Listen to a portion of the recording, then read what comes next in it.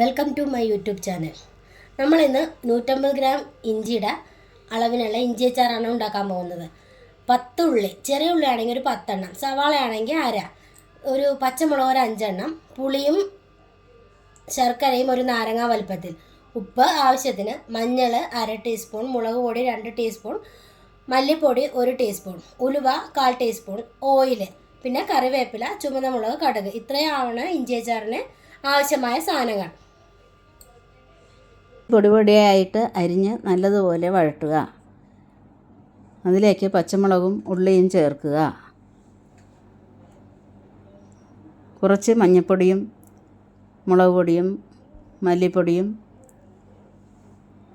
ഉലുവപ്പൊടി കായപ്പൊടി ഇവയെല്ലാം ചേർക്കുക. നല്ലതുപോലെ വഴട്ടുക. തണുത്ത് കഴിയുമ്പോൾ മിക്സിയിൽ അരച്ചെടുക്കുക. ചട്ടിയിൽ എണ്ണ ഒഴിക്കുക. എണ്ണ ചൂടാകുമ്പോൾ കടുകിടുക.